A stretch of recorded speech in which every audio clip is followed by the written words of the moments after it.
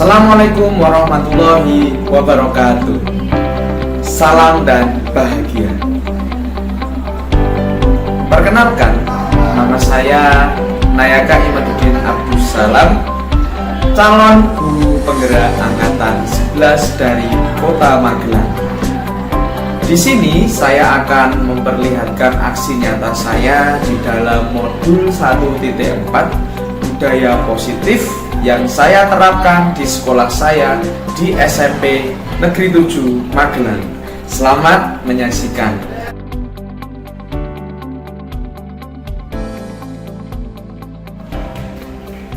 Assalamualaikum warahmatullahi wabarakatuh. Salam sejahtera untuk kita semua. Om Swastiastu, Namo Buddhaya, Salam Kebajikan, Rahayu. Yang terhormat Guru Sudiani SDI, selamat para SMP Negeri 7 Magelang. Yang saya hormati Bapak Ibu guru, rekan-rekan pengajar atau pendidik di Satuan SMP Negeri 7 Magelang.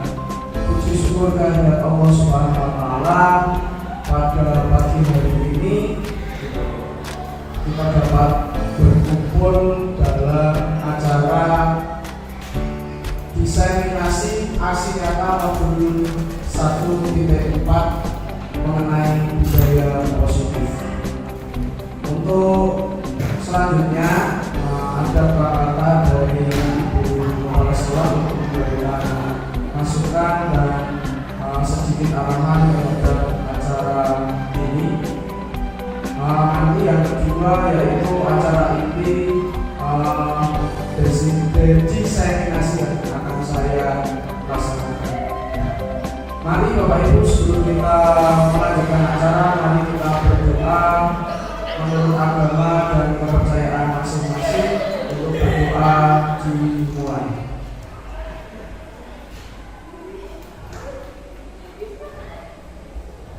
Cukup. Acara selanjutnya yaitu prakata dari Ibu Kepala SMP Negeri 7 Magelang kepada Ibu Sudiani SDI. Waktu dan depan saya.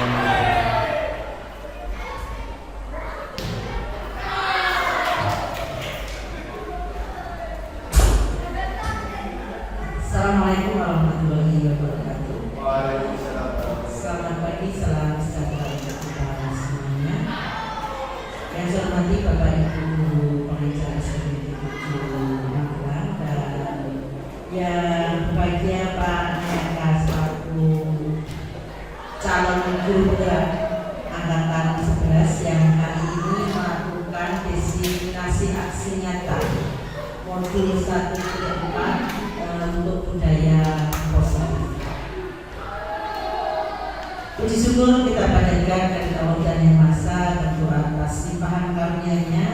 Pada pagi hari ini kita berkesempatan untuk membersamai kegiatan diseminasi ini dan semoga dapat berjalan dengan lancar sampai dengan selesai nantinya.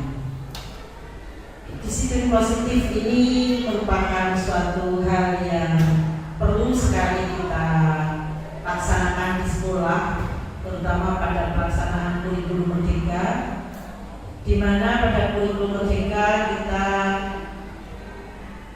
lebih memahamkan layanan kita, lebih meningkatkan layanan kita kepada pembelajaran yang berpusat kepada anak. Nah, dengan disiplin positif nanti kita akan mempunyai arah, kita akan mempunyai pemahaman bagaimana memberikan layanan kepada anak sehingga nanti pembelajaran berpusat kepada murid. Nanti itu Ibu Bapak semuanya yang hadir, mari bersama-sama nanti kita ikuti kegiatan ini dan tidak hanya selesai pada mengikuti saja, namun nanti perlu kiranya diimplementasikan dalam pembelajaran yang dilaksanakan oleh Bapak Ibu, tidak hanya oleh guru penggerak saja, namun semua guru harapannya nanti dapat melaksanakan budaya positif dalam setiap langkah pembelajaran yang dilaksanakan. semangat Pak Nayaka untuk tetap menggerakkan hari ini dibuktikan dengan mengundang Bapak Ibu semua untuk melaksanakan destinasi budaya positif. Selamat melaksanakan kegiatan, semoga nantinya Bapak Ibu dapat memahami, dapat mengambil hikmah dan akhirnya mampu melaksanakannya dalam kegiatan pelayanan kepada anak. Kiranya itu yang dapat saya sampaikan. Assalamualaikum warahmatullahi wabarakatuh. Terima kasih kepada Ibu Kepala Sekolah atas arahannya. Selanjutnya Bapak Ibu sekalian, sebelum saya melanjutkan materi, mungkin untuk perkenalan dulu. Ya, slogan kita ya di kurikulum Merdeka, salam dan bahagia. Jadi kalau kurikulum Merdeka itu harus bahagia, kan seperti itu. Nah, Bapak Ibu, nama saya Nayaka Imaduddin Abdus Salam, calon guru penggerak angkatan 11 Kota Magelang, Jawa Tengah tahun 2024. Ya. Untuk perkenalkan cukup. Nah,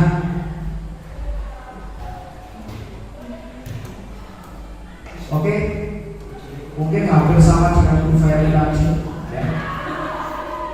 Kita briefing terlebih dahulu untuk membuka semangat kita, ya. Karena kita akan membahas tentang budaya positif, jadi kita harus senyum karena budaya positif itu menyenangkan. Silakan Bapak Ibu semua untuk berdiri. Ya. Mungkin yang tadi bersama Bu Ferry sudah mengetahui. Yang belum, saya ini. Jadi kita nanti akan senyum selama 30 detik, tetapi senyumnya berbeda, yaitu saling berhadapan-hadapan. Semangat saling berhadapan-hadapan. Ya, mungkin ketika yang laki-laki dan perempuan canggung, mungkin Pak Min dengan Pak Yusuf, kemudian Hari dengan tulisan dan selanjutnya. Untuk Anda nanti senyumnya bersama saya, tidak apa-apa. Oke, ya, oke. Monggo saling berhadapan-hadapan. Coba mari kita 30. Ya, Pak Yusuf, Pak Yusuf. Ya. Mari kita 30 detik saja berikan senyuman terindah terhadap temannya. Ya.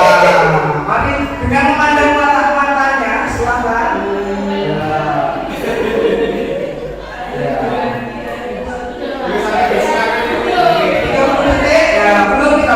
Baru 15 detik. Ya.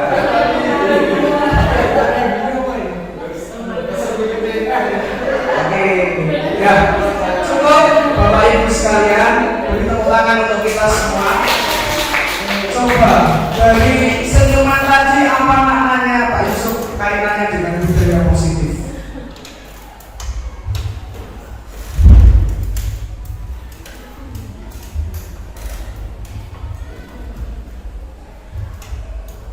Ya, menurut saya terkait dengan senyum banyak 30 detik ataupun budaya positif.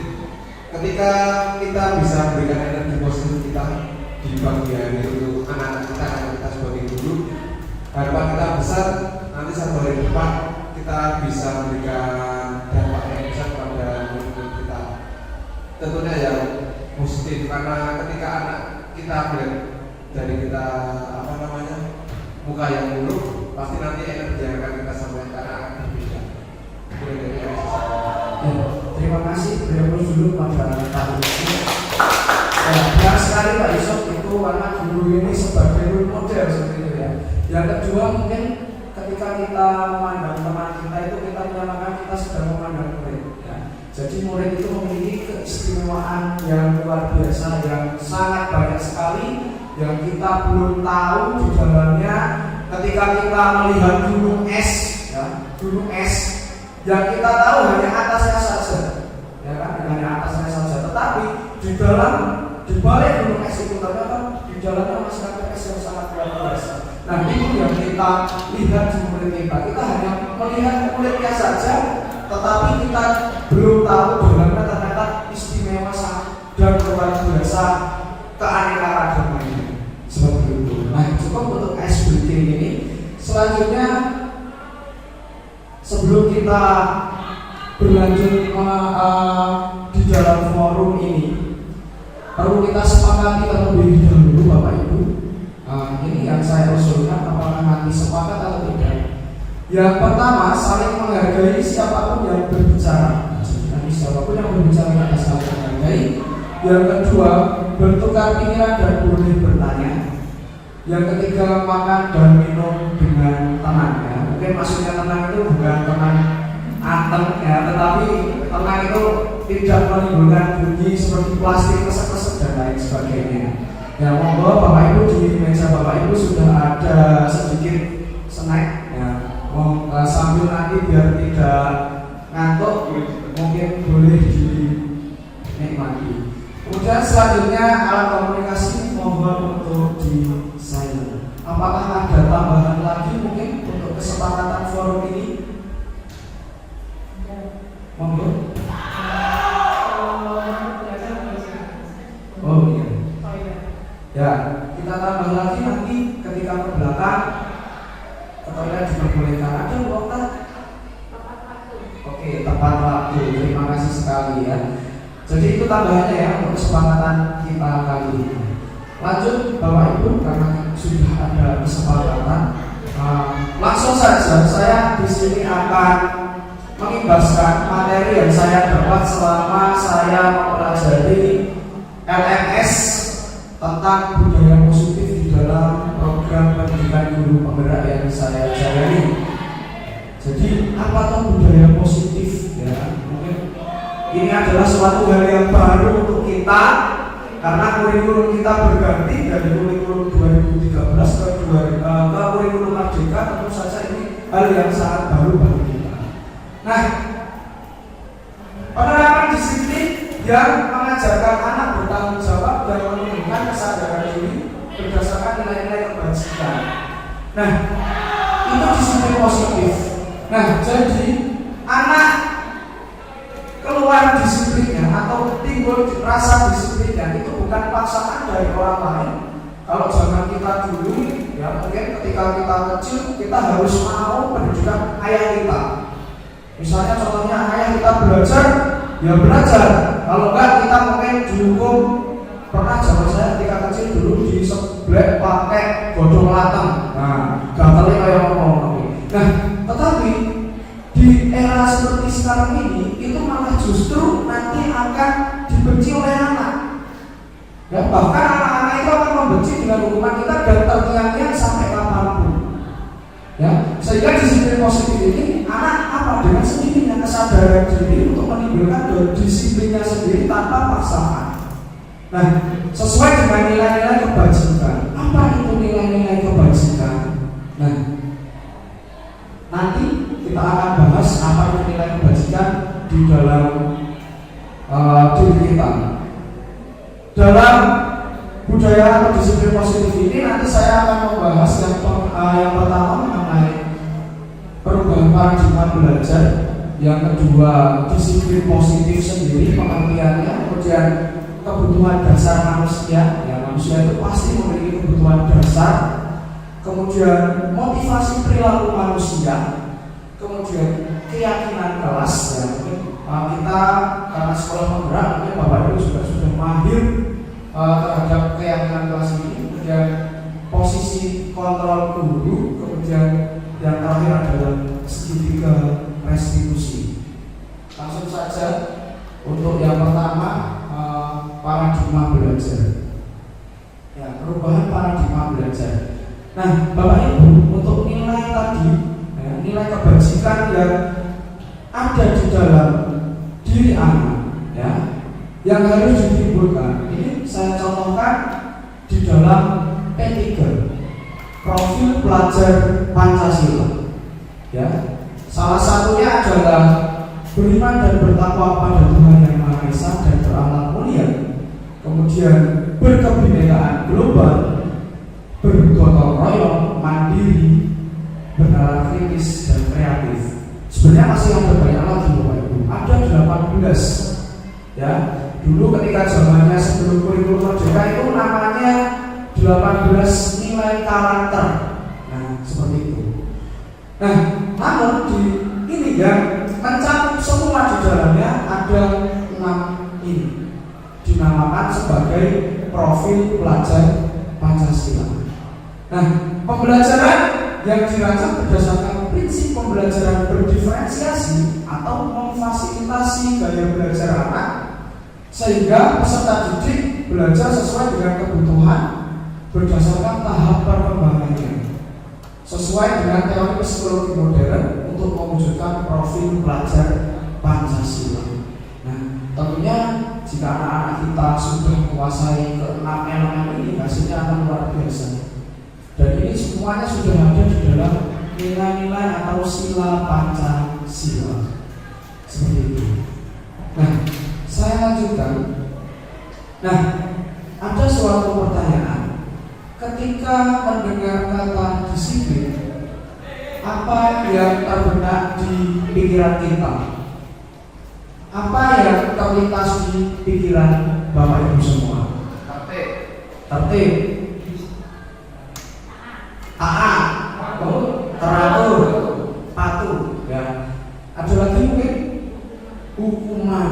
Ya. Jadi mungkin yang sudah mendarah daging di diri kita ketika sekarang ini ya mungkin ketika kita bilang disiplin langsung disiplin ini mesti ada hukuman. Disiplin itu berarti galak. Disiplin itu tegas, gimana? Menakutkan. Nah, itu yang ada di benak kita. Padahal disiplin ini adalah sesuatu yang menyenangkan jika anak ini melakukan secara kesadaran diri atau dalam dirinya sendiri tanpa dipaksa. Seperti itu. Nah, jika menurut pakar ya di sini adalah Dian Gosan ya dalam bukunya Restructuring School Discipline pada tahun 2001 menyatakan bahwa arti dari kata disiplin itu berasal dari bahasa Latin disiplina ya, yang artinya belajar. Jadi disiplin itu belajar. Nah, kemudian kata disiplin juga berasal dari akar kata yang sama dengan disiplin atau murid itu kan diibaratkan seperti pengikut ya. Nah, kita sebagai guru berarti memiliki pengikut yaitu murid-murid kita. Nah, untuk menjadi seorang murid atau pengikut, seorang harus paham betul alasan mengapa mereka mengikuti suatu ajaran tertentu sehingga motivasi yang terbangun adalah motivasi intrinsik bukan ekstrinsik. Nah, seperti itu, seperti tadi yang saya sampaikan, tidak dipengaruhi oleh orang lain dalam disiplin, tetapi lebih bagus jika dipengaruhi oleh dirinya sendiri. Nah, untuk pakar dari Indonesia, jadi Indonesia ini memiliki pakar yang luar biasa ternyata, bernama Dian Toro, menyatakan bahwa di mana ada kemerdekaan, disitulah harus ada disiplin yang kuat. Nah, jadi maksudnya di sini adalah ketika disiplin itu harus merdeka dari dalam diri, jangan dipaksa. Seperti itu. Sesungguhnya disiplin itu bersifat self-disiplin, yaitu kita sendiri yang mewajibkan kita dengan sekeras-kerasnya, tetapi itu sama saja sebab jikalau kita tidak cakap melakukan self-disiplin, wajiblah penguasa lain mendisiplinkan diri kita. Dan peraturan demikian itu harus ada di dalam suasana yang merdeka. Nah, ini dikutip dari pemikirannya Ki Hajar Dewantara. Nah, kemudian dapat disimpulkan apa itu disiplin. Nah, pendekatan dalam mendidik dan membimbing anak yang menekankan penghargaan, rasa hormat, dan komunikasi yang baik tanpa menggunakan hukuman fisik atau kata-kata kasar. Ya, karena dengan adanya hal tersebut itu akan menyakiti hati anak. Sebenarnya, saya pernah dulu, ya ini pengalaman saya ceritakan di sini.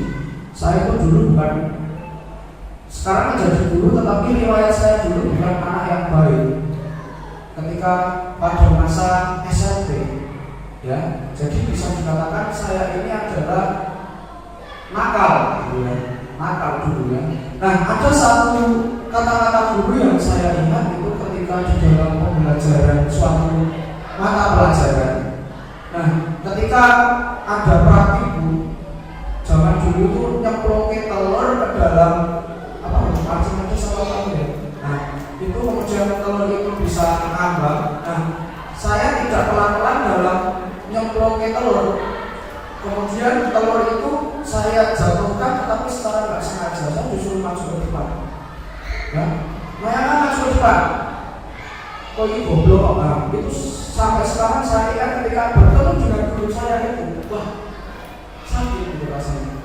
Nah, itu jadi kita jangan sampai di dalam penerapan disiplin positif ini ngata-ngatain bahkan berkata kasar terhadap murid kita. Walaupun saya pun juga ketika emosi ya Bapak Ibu mungkin ya kadang-kadang ya terceplos seperti itu, tetapi mari kita belajar ini supaya kita menciptakan pembelajaran yang berpihak pada murid.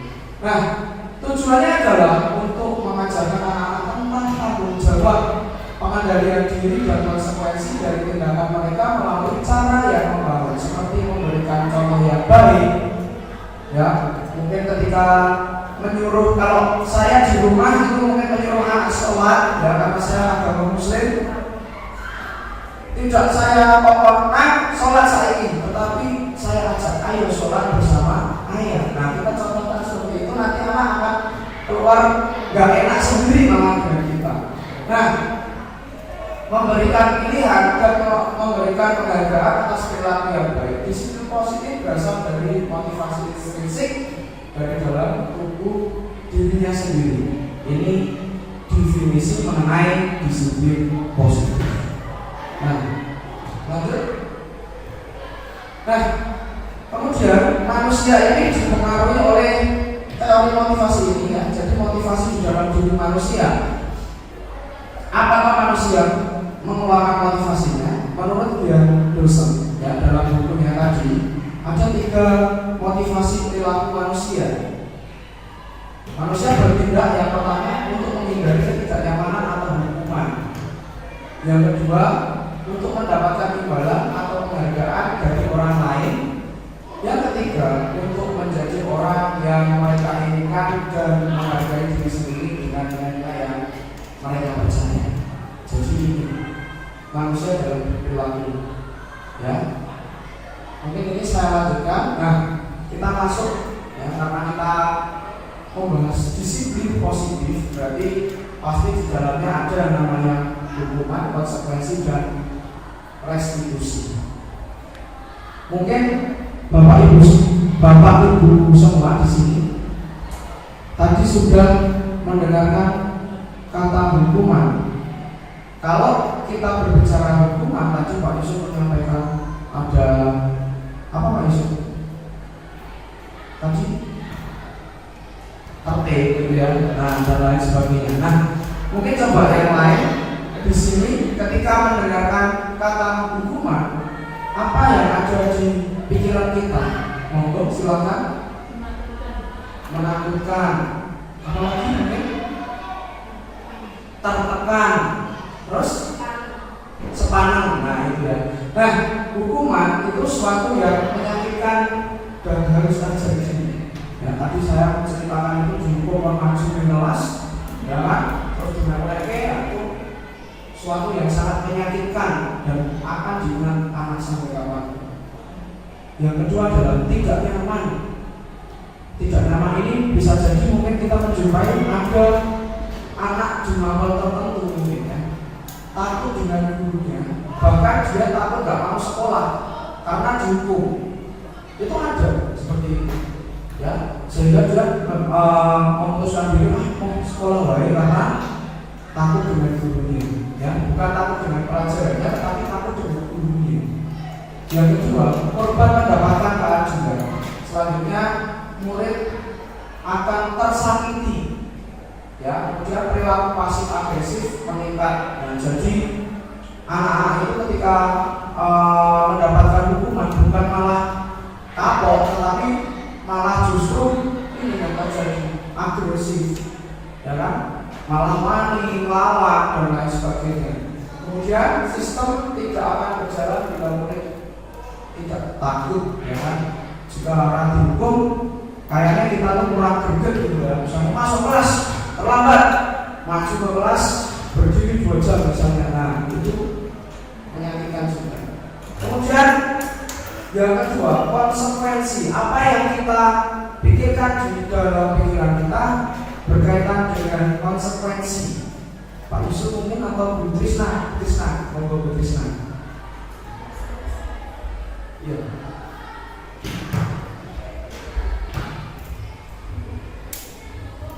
Ya, konsekuensi menurut Anda apa? Konsekuensi adalah sesuatu yang harus dipertanggungjawabkan atas perbuatan dari anak. ya, oke. Dari Bu Nanda. Ya, jadi kalau hukuman itu tadi tidak disepakati dan biasanya langsung, kalau konsekuensinya ada kesepakatan dengan anak, ya. Nah, konsekuensi sama, sesuatu yang harus terjadi. Kemudian tidak nyaman untuk murid, anak untuk menjaga waktu pendek. Kemudian korban bisa diabaikan. Kemudian murid, anak dibuat tidak nyaman sama, ya kan? Karena ketika kita mengeluarkan konsekuensi, kadang-kadang konsekuensi itu ada sedikit kejam juga. Misalnya makan di kelas, konsekuensinya nanti jajaki satu kelas. Nah itu kan juga tidak nyaman bagi anak. Nah kemudian penguatan hanya bertahan. Nah kemudian memperlakukan mentoring dan supervisi terus-menerus dari guru. Nah ini konsekuensi. Nah di sini dari hukuman, konsekuensi dan restitusi itu yang paling baik adalah restitusi. Apa itu restitusi? Restitusi itu adalah suatu sanksi yang diberikan anak, tetapi anak itu dapat menerima dengan rela tanpa ada sakit hati, tersakiti dan lain sebagainya. Nah, restitusi merupakan pilihan sama. Kemudian menggunakan penguatan murid atau anak dalam jangka waktu panjang, korban mendapatkan ganti, kemudian murid mendapat penguatan, masalah terpecahkan, ya kan? Kemudian murid belajar dengan tanggung jawab untuk perilakunya. Ini hukuman, konsekuensi dan restitusi. Ya. Selanjutnya, nah, Bapak Ibu, contoh dari disiplin positif, hukuman, konsekuensi dan restitusi. Nah, yang pertama ada kata-kata berjemur di lapangan basket pukul 12 siang karena mengobrol dengan teman. Apa maksudnya ini? Hukuman ya. Nah, membersihkan coretan yang dibuat di meja tulis. Konsekuensi. Nah, saya ada kuis ya Bapak Ibu, nanti siapa yang akan mendapatkan terbaik? Ya, dompetnya disiapkan di belakang. Wah, ternyata ini Bapak Monet sebelah.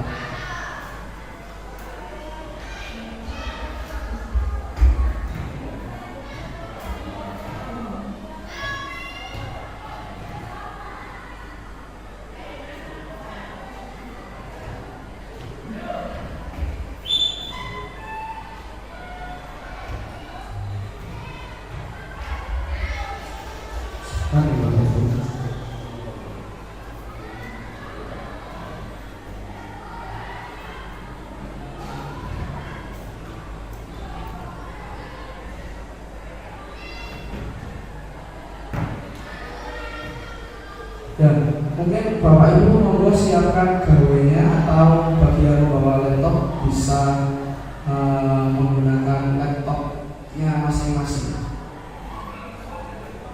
Ya.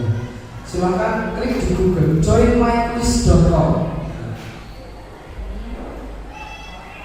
Ya, join myquiz.com, kemudian masukkan kodenya atau menggunakan barcode juga bisa. Kurang besar ya Pak Yusuf? Enggak kelihatan. Ya ini.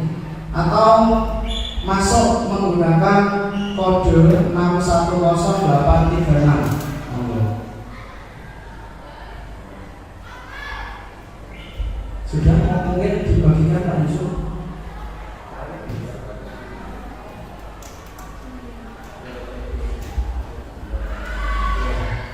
Ya, menunggu peserta, silakan monggo. Kalau mau dibaca lagi, ya baru satu peserta yang masuk. Silakan baru Pak Yusuf Burai monggo. Ya, silakan.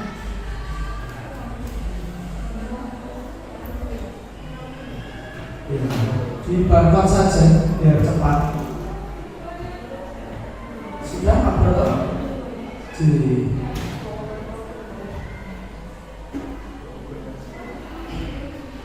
Ya, kita akan ada kuis sedikit untuk membedakan antara hukuman, konsekuensi, dan restitusi. Sudah baru dua.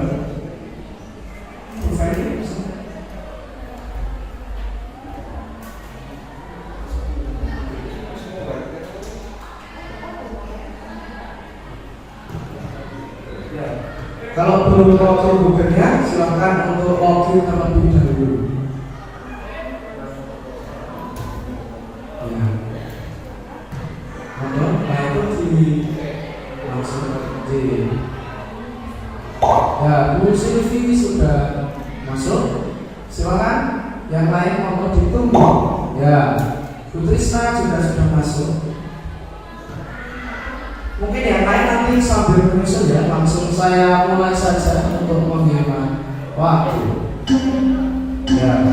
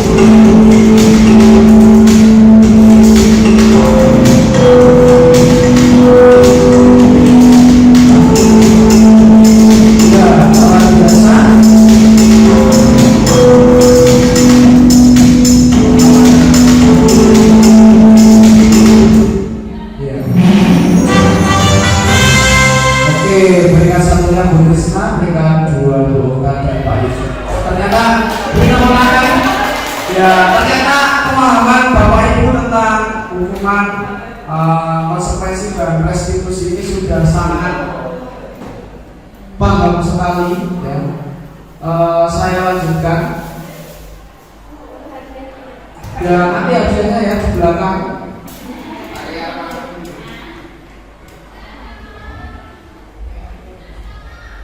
Ya, saya lanjutkan. ternyata tadi itu dipengaruhi dengan kebutuhan dasar manusia. Ada kebutuhan dasar manusia itu 5 ya, yang kita inginkan di dalam hidup kita ya, yang sudah disadari sebenarnya. Pertama, bertahan hidup itu pasti terkait makan, minum dan lain-lain. Kemudian kita itu sebenarnya apa? Ingin kasih sayang dan merasa diterima. Yang entah kasih sayang dari anak, istri dan kelompok tertentu. Kemudian yang ketiga adalah penguasaan. Kemudian kebebasan, ya, ini bebas sebenarnya, nggak mau diatur sebenarnya kita. Kemudian yang kelima adalah kesenangan. Nah, Bapak Ibu, saya ada suatu video, ya. Mari kita saksikan bersama video ini.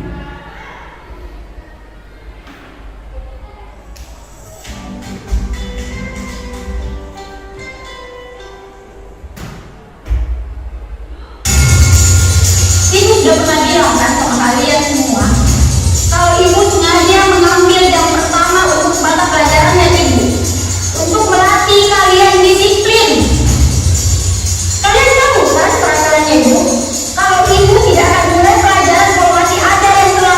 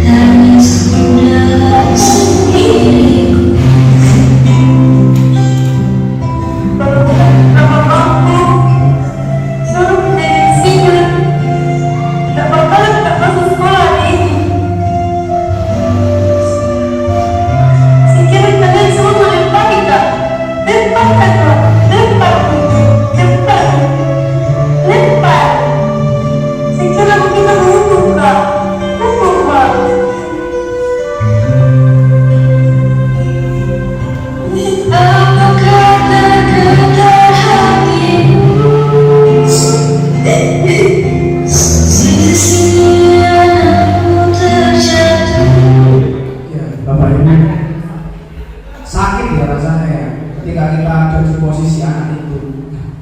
Kalau guru tidak mengetahui apa yang dibutuhkan oleh anak, nah seperti itu yang terjadi. Ya, sakit rasanya ketika dia itu tidak ingin berbuat tidak disiplin, tetapi gurunya nggak mau tahu memberikan hukuman itu. Nah, Bapak Ibu, dari kasus tersebut kira-kira Kaila ingin memenuhi kebutuhan apa? Monggo, Pak Pin mungkin Pak. Yang pertama, kasih sayang. Ya. Ada perhatian dari teman-temannya untuk guru dan dalam hal ini menjumpai atau berhadapan dengan Kaila yang tidak bisa mengikuti pelajaran dengan baik, sehingga ya, jadi satu poin itu kasih sayang dari teman-temannya dan gurunya berkaitan dengan keadaan dari Kaila itu aja dulu. Ya, terima kasih Pak Min, mungkin itu benar sekali Pak Min ya. Jadi Kaila ini membutuhkan kasih sayang dan rasa diterima, ya, rasa diterima, dipedulikan, berbagi, ya, ditakoni, ya. Kenapa pengen seperti itu, kemudian kerjasama dan menjadi bagian dalam kelompok. Nah, itu. Jadi mari Bapak Ibu kita sebisa mungkin untuk memahami anak kita, ya kan, apa yang dibutuhkan, ya seperti itu. Dulu sebelum saya mempelajari tentang disiplin positif ini, ya saya nggak mau tahu ketika telat, ya telat, nggak mau tahu alasan apapun, ya. Atau mungkin anak saya kira boleh alasan dan lain-lain. Nah, kalau kita jalankan adalah seperti ini di sini, sakit itu dan itu membekas besok sampai kapanpun, bahkan sampai dewasa. Kelingan misalnya sama Pak Nayaka ya seperti itu, kelingan selamanya sama saya seperti itu. Lanjut Bapak Ibu, lanjut kita dari kasus tadi, ya. Kita di sini mengambil apa yang harus kita ambil ketika menjumpai seperti itu. Ada restitusi, yaitu 5 posisi kontrol seorang guru. Jadi guru itu ada di posisi mana? Yang pertama adalah penghukum, ini menurut pakar ya. Kemudian pemantau, pembuat merasa bersalah, teman dan manajer. Ya. Nah, bagaimana penerapannya? Ini ada langsung saya contohkan. Yang pertama, posisi penghukum ini seperti ini.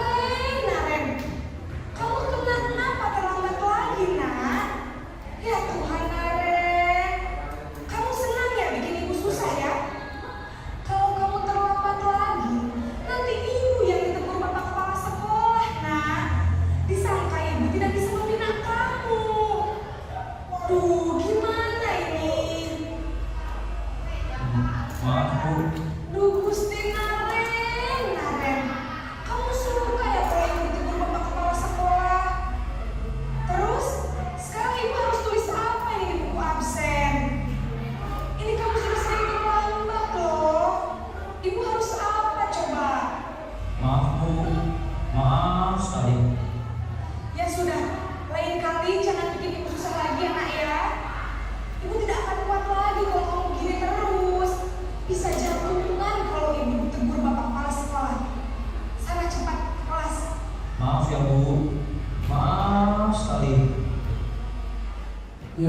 Selanjutnya Bapak Ibu posisi teman, ya.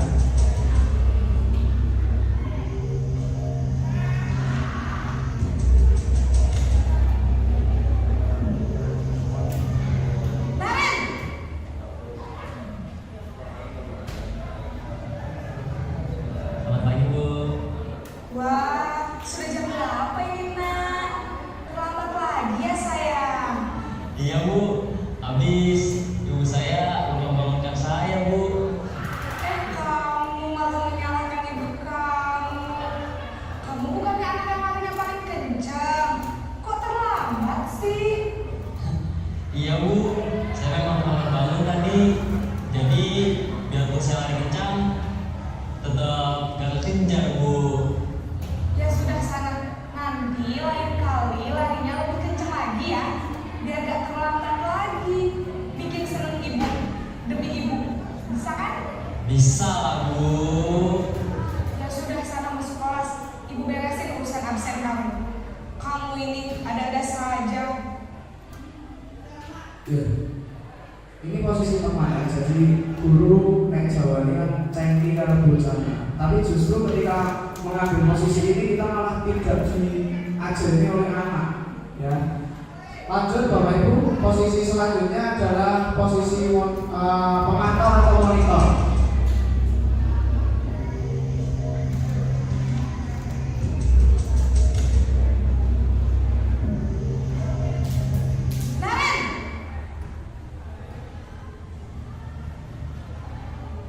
Selamat pagi Bu.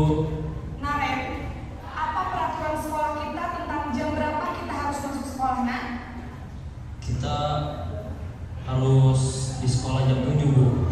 Iya betul, sekarang sudah jam 7.20. Naren sudah tahu konsekuensinya jika terlambat hadir. Paham Bu, saya harus tinggal kelas pas jam istirahat selama 20 menit. Iya benar, konsekuensinya demikian. Jadi nanti jam 9.30 pas istirahat, kamu harus tinggal di kelas, kerjakan tugas tambahan untuk ketertinggalan kamu, ya? Baik Bu. Ya.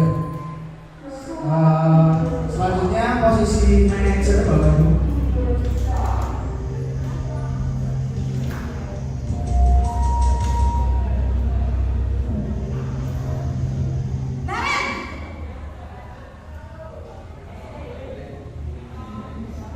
Selamat pagi Bu. Selamat pagi Naren. Maaf Bu, saya terlambat. Iya, sekolah masuknya jam 7, sekarang sudah jam 7.20. Jadi sekarang bagaimana ini Naren? Maaf Bu, saya lupa setel alarm saya semalam. Baiklah, menurut kamu, keyakinan sekolah yang mana yang perlu kamu tingkatkan? Menghargai diri sendiri dan orang lain mungkin ya Bu. Setuju. Jadi, apakah Naren meyakini prinsip saling menghormati?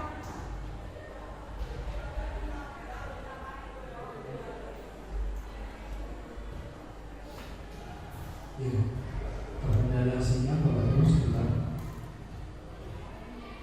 Tersebut, Iya Bu, saya meyakininya. apakah Naren bersedia memperbaiki masalah keterlambatan ini? Bersedia Bu. Bagaimana kamu akan perbaiki masalah keterlambatan ini?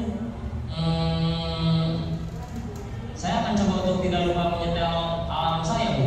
Baik, kalau Naren lupa menyetel alarm di rumah, ada orang yang kira-kira bisa bantu mengingatkan tidak? Ada Bu, kakak saya, Kak Emma. Ada lagi selain Kak Emma? Selain Kak Emma, ada ibu saya. Baik, jadi yang mengingatkan Naren adalah Kak Emma dan ibu kamu ya. Kira-kira akan mulai setel alarm kapan Naren? Setelah pulang sekolah, akan segera saya lakukan. Baik, jadi Naren akan setel alarm untuk bangun besok pagi dan akan diingatkan oleh kakak dan ibunda Naren ya.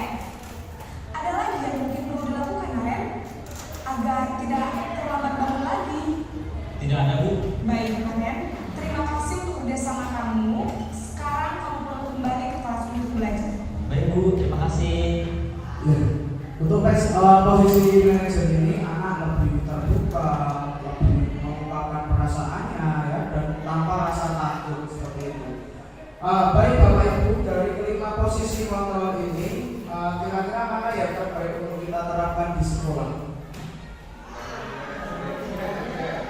Ya, oke. Apa Pak Min? Monggo.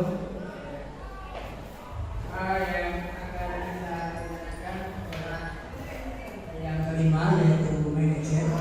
Karena di situ dalam kasus anak terlambat masuk sekolah, kita selaku pendidik atau yang bertanggung jawab ini mencoba untuk melakukan diskusi, dialog yang intinya mengarah kepada penyebab mengapa anak itu terlambat datang sekolah, dan juga dari pihak kita memberikan semacam mengingatkan kembali tentang kesepakatan maupun yang saat ini kesepakatan yang telah disepakati.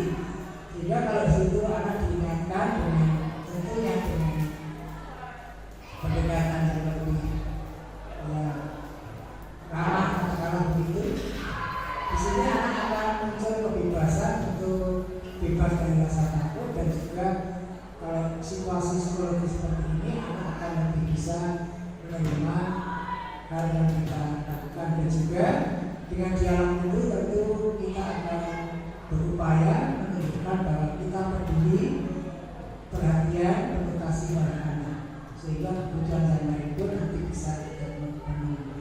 Jadi di sini yang penting mengingatkan dan mencari solusi dari kasus itu, sehingga anak dengan tadi kesadaran bisa memperbaiki apa kekurangannya. Demikian. Terima kasih Pak Min, beri aplaus dulu untuk Pak Min. Ya, benar Bapak Ibu, posisi manajer ini adalah posisi yang terbaik sebagai guru ya. Lanjut Bapak Ibu, kita masuk ke keyakinan kelas ya.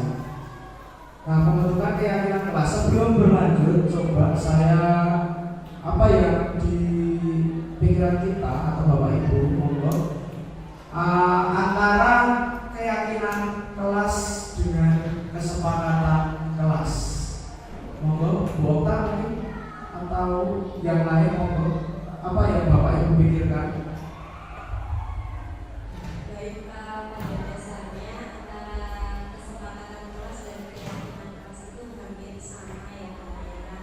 Tapi tetap ada hal-hal yang membedakan antara keduanya. Jadi berangkat dari kesepakatan kelas yang sudah disusun secara bersama-sama baik dari guru maupun murid, kemudian kita simpulkan kepada hal-hal yang lebih umum lagi berupa keyakinan kelas, di mana keyakinan kelas tersebut mencakup nilai-nilai kebajikan yang gerakannya akan diyakini dan dilaksanakan oleh seluruh murid pada kelas tersebut atau pada sekolah tertentu. Terima kasih Bu Okta atas paparannya yang bagus sekali. Beri tepuk tangan dulu untuk Bu Okta.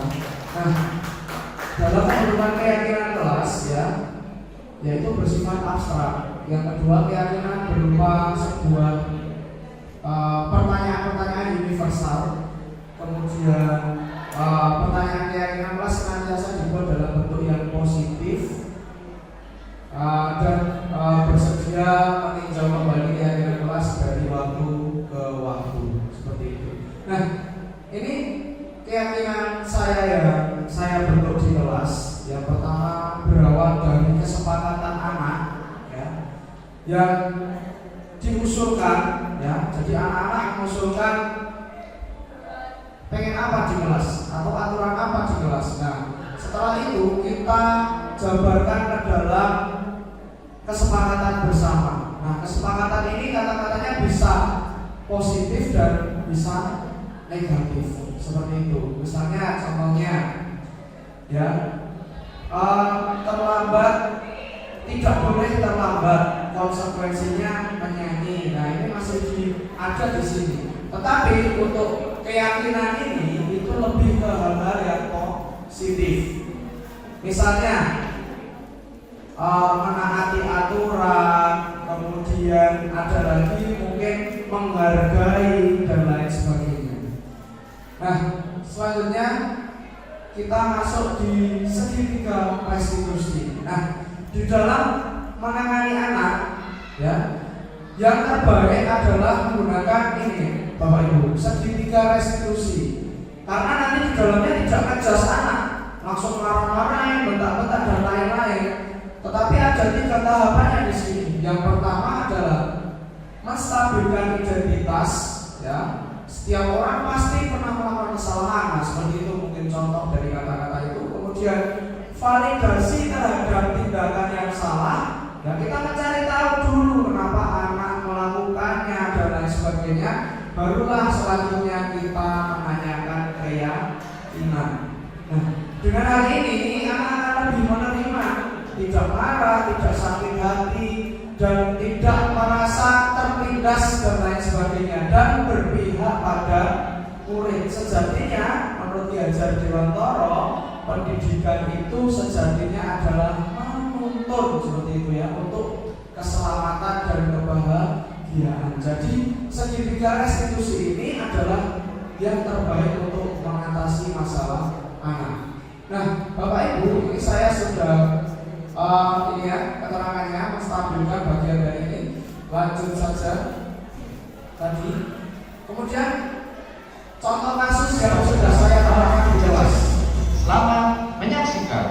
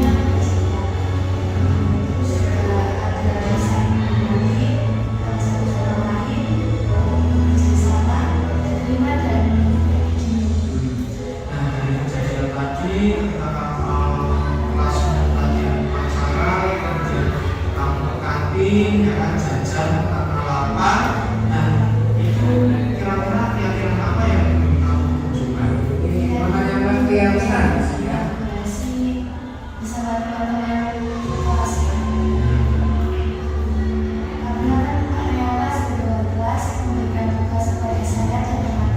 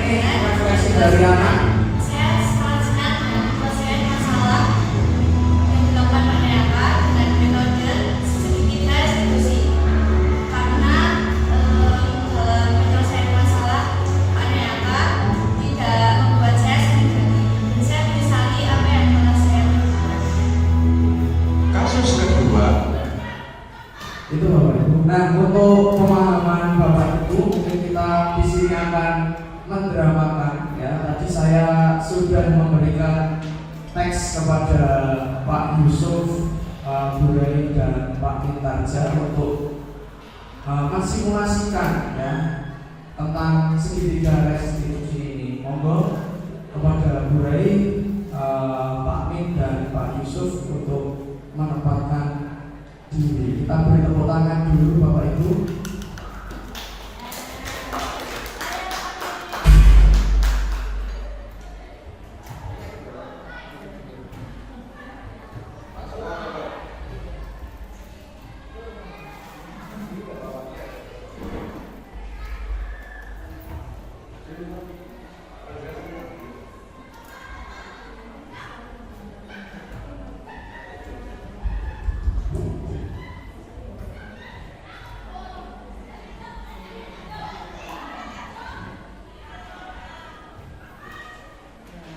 Selamat siang anak-anak.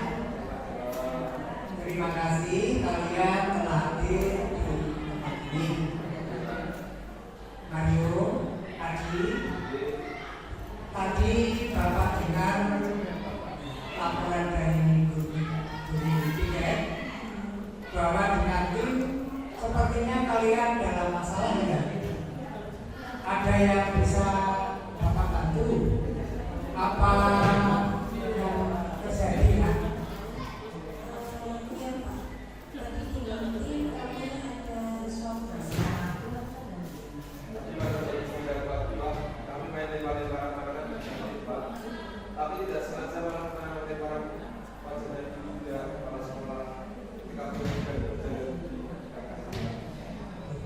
kalian main lempar-lemparan makanan di kantin, bahkan kena wajah berguna ketika bila sedang lewat. Adi, apa ada informasi yang kamu tambahkan? Kami tidak bermaksud melakukannya Pak, tapi apa? Tapi kami tidak sengaja Pak.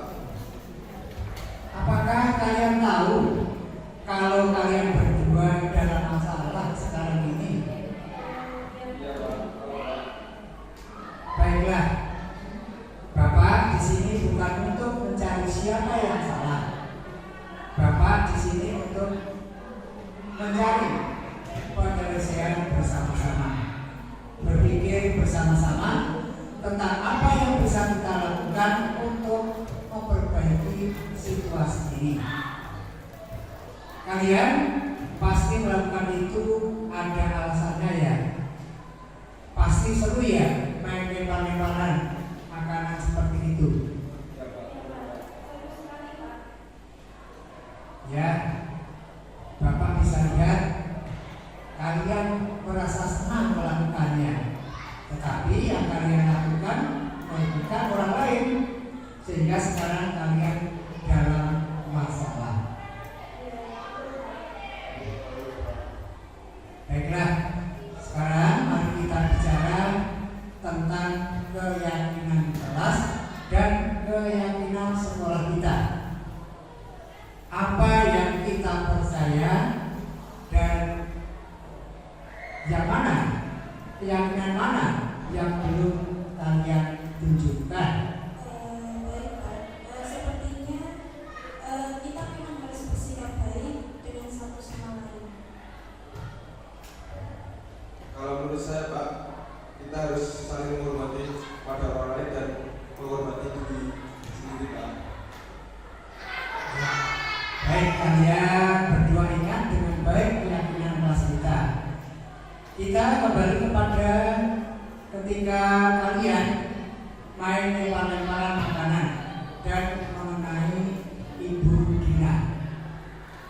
Apakah ketika kalian melakukan itu, kalian menghormati orang lain dan menghormati lingkungan? Tidak Pak. Tapi kalian dapatkan rasa senang. Menurut Bapak, ada cara untuk mendapatkan rasa senang tanpa merugikan orang lain. Nah, bagaimana menurut kalian?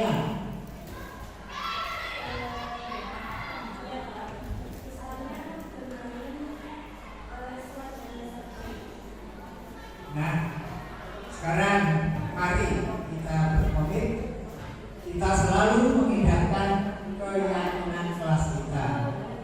Besok kita ke kantin dan kalian bisa berperilaku lebih baik lagi. Siapa juga? Terima kasih atas sambutan. Sudah cukup, tidak ada yang mau dipertanyakan? Cukup Pak. Baik, kalau sudah cukup, terima kasih atas waktunya. Silakan kembali ke kelas kalian. Selamat siang. Ya, terima kasih, beri tepuk tangan dulu Bapak Ibu. Ya Bapak Ibu, sampailah kita di penghujung acara kita. Mungkin sebelum saya akhiri, mungkin ada yang ingin ditanyakan atau didiskusikan, monggo.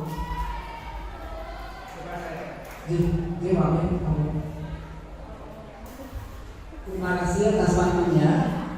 Memang ya untuk sampai kita modul kita ini cukup menarik dan menurut saya juga perlu kita cermati. Nah, dalam penerapan disiplin, apalagi disiplin disiplin tadi ya, tentu kita bagian dari lingkungan pendidikan. Maksud saya begini, pendidikan kita itu kan di sekolah formal ini kan menjadi bagian dari pendidikan secara umum. Lingkungan yang lain adalah keluarga dan masyarakat.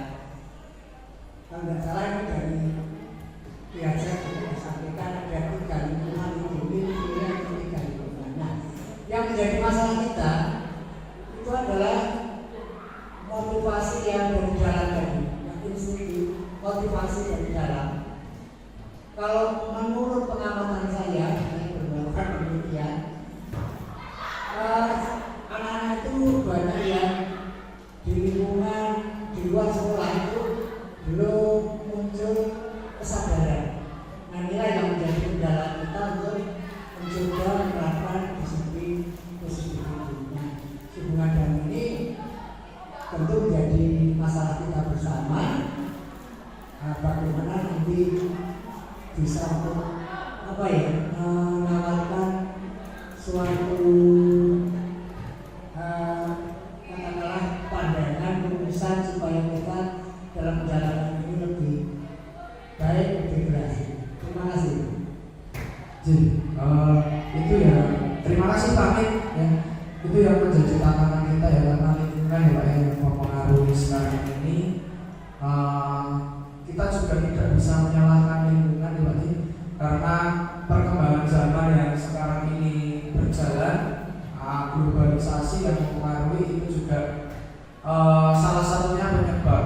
Nah, kita sebagai guru bisanya apa? Yaitu bisanya hanya menuntut Pak, melakukan semaksimal mungkin berbagi praktek baik di lingkungan kita dan menggunakan teori-teori disiplin positif tadi Pak, seperti itu. Jadi, terima kasih Pak Min. Mungkin ada yang lain untuk berbagi praktik baiknya tentang pertanyaannya Pak Min. Tidak ada. Jika tidak ada, mungkin untuk refleksi terlebih dahulu ya, sedikit refleksi karena waktunya sudah melebihi batas ya. Untuk refleksinya monggo Bu Rai, bagaimana perasaannya setelah mendapatkan ini berbagi dari saya ini disiplin positif? Terima kasih Pak Nata atas materinya yang bisa berjalan sungguh luar biasa ya, karena budaya positif ini dari materi Pak Nata saya jadi tahu tentang posisi itu ternyata banyak sekali macamnya ya. Nah, yang terbaik itu manajemen ya. Nah, di sini setelah dengan materi ini saya bisa lebih tahu ternyata apa yang saya lakukan saya belum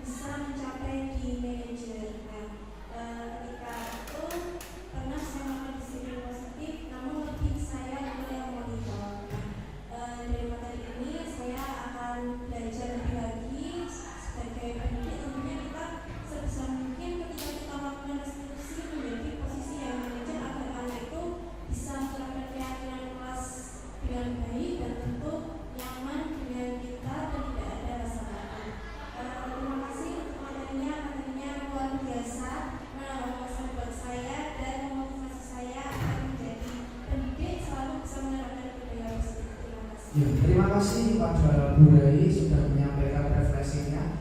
Ya, Bapak Ibu, terima kasih jadilah guru ya, saya sendiri dan kita semua untuk selalu tergerak, bergerak dan menggerakkan. Dari saya sekian, wassalamualaikum warahmatullahi wabarakatuh.